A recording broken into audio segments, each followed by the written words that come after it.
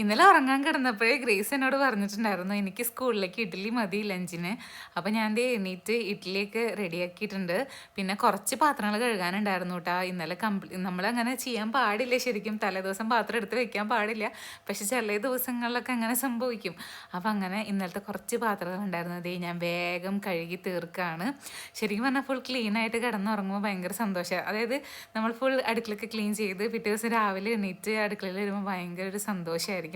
പക്ഷേ ഇങ്ങനെ നമുക്ക് ചെയ്യാൻ പറ്റാത്ത ദിവസങ്ങളിൽ തിരിച്ച് നമ്മൾ രാവിലെ തന്നെ എണീറ്റ് പാത്രങ്ങളൊക്കെ കാണുമ്പോൾ ആകെ ഒരു മൂഡ് ഔട്ടാണ്. പക്ഷേ നമ്മുടെ സാഹചര്യങ്ങളനുസരിച്ച് അങ്ങനെയൊക്കെയാണ് നമ്മൾ ചെയ്യേണ്ടി വരിക. അമ്മയ്ക്കാണെങ്കിൽ തീരെ വയ്യാണ്ടിരിക്കുകയാണ് കേട്ടോ. അപ്പോൾ അതുകൊണ്ട് തന്നെ കുറേ കാര്യങ്ങളൊക്കെ ചെയ്യാനുണ്ടായിരുന്നു. അങ്ങനെ എൻ്റെ പാത്രം കഴുകലൊക്കെ കഴിഞ്ഞു. ഇനി വേഗം അതിനെ പറക്കിയെടുത്ത് മാറ്റി വെക്കുകയാണ്. അപ്പോൾ തന്നെ ആ ഒരു ഏരിയ ഒന്ന് ക്ലിയർ ആയിട്ട് കിട്ടുമ്പോൾ തന്നെ ശരിക്കും പറഞ്ഞ ഒരു സന്തോഷമാണ്. പിന്നെ ഇനി തേങ്ങ പൊതിച്ച് തരിപ്പില്ല, അപ്പോൾ വേഗം ഓടിപ്പോയി ഒരു തേങ്ങ പൊതിച്ചെടുക്കുകയാണ്. അപ്പോൾ തേങ്ങ ചമ്മന്തിയും ഇഡ്ഡലിയും ആണ് കൊടുത്തയക്കണത് കേട്ടോ അവൾക്ക്. അപ്പോൾ സാമ്പാറൊന്നും വേണ്ടാന്ന് പറഞ്ഞിട്ടുണ്ട്. ചമ്മന്തിയും ഇഡ്ഡലി പെട്ടെന്ന് കഴിച്ച് തീർക്കുക എന്നുള്ളതാണ് ആളുടെ ലക്ഷ്യം. അപ്പം അങ്ങനെ ഇഡ്ഡലിയും ചമ്മന്തിയൊക്കെ റെഡിയായി. പിന്നെ അവളൊക്കെ റെഡിയാക്കി ഫുഡൊക്കെ കൊടുത്തു. ബസ്സിന് വേണ്ടി വെയിറ്റ് ചെയ്യാൻ പോവാണ്. സ്റ്റീവ് ആണെങ്കിൽ എണീറ്റിട്ടില്ല, ലേറ്റായി അവന് ഉറങ്ങാൻ. അപ്പോൾ അതുകൊണ്ട് അവനെ ഞാൻ നേരത്തെ വിളിച്ചില്ലായിരുന്നു. അവന് സ്കൂൾ ബസ് വരാണ്. അപ്പോൾ സ്കൂളിലേക്ക് പറഞ്ഞയക്കട്ടെ.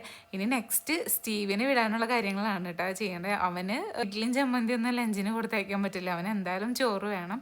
അപ്പോൾ ഫസ്റ്റ് എന്തായാലും ഞങ്ങളിതേ ഫുഡ് കഴിക്കട്ടെ. ചായയൊക്കെ വെച്ചു. ഞാനാണെങ്കിൽ ഇന്നലെ രാത്രി വിചാരിച്ചു രാവിലെ എണീറ്റിട്ട് ഇനി തുടങ്ങി ചായ കുടിക്കണ്ടെന്ന്. പക്ഷെ എന്തോ മാനസികമായി പറ്റുന്നില്ല. എന്തായാലും ഇന്നും കൂടെ ആവാലേ ചായ. ലഞ്ച് ബോക്സിലേക്ക് സ്റ്റീവിനെ കൊടുത്തയച്ചിട്ടുള്ള സ്പെഷ്യൽ ബിരിയാണി ഉണ്ടാക്കിയാലോ. കുറച്ച് ചെമ്മീൻ ഉപയോഗിച്ചിട്ട് ഞാൻ ചെമ്മീൻ ബിരിയാണി ഉണ്ടാക്കുകയാണ്. ഇപ്പം സ്റ്റീവിന് പ്ലേ സ്കൂളിലേക്ക് കൊടുത്തയക്കാൻ വേണ്ടിയാണ് കേട്ടോ, ലഞ്ച് ബോക്സിലേക്ക് വേണ്ടി. അപ്പോൾ കുക്കർ ചൂടായപ്പോൾ നെയ്യ് ഒഴിച്ച് അതിലേക്ക് അര സവോള ഇട്ട് മഞ്ഞപ്പൊടി, മുളക് പൊടി, ജിഞ്ചർ ഗാർലിക് പേസ്റ്റ്, കുറച്ച് ഗരം മസാല, എൻ്റെ കയ്യിലൊരു പിടി ചെമ്മീനും കൂടി ഇട്ട് നല്ലോണം ഒന്ന് മിക്സ് ചെയ്തു കിട്ടാം. പിന്നെ ജീരകശാലരിയാണ് യൂസ് ചെയ്യണത്. അപ്പോൾ ജീരകശാലരി കഴുകി വൃത്തിയാക്കി വെച്ചായിരുന്നു.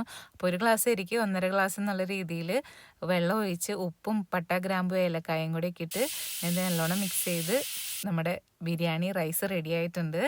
പിന്നെ ബാക്കിയുള്ള ചെമ്മീനും കൂടി ഒന്ന് ക്ലീൻ ചെയ്ത് എടുത്തുട്ടോ. അപ്പോൾ ഇനി ക്ലീൻ ചെയ്ത ചെമ്മീനിലേക്ക് മഞ്ഞൾപ്പൊടിയും മുളക് പൊടിയും ഉപ്പൊക്കെ ഇട്ടിട്ട് ഒന്ന് ഫ്രൈ ചെയ്ത് മാറ്റുകയാണ്.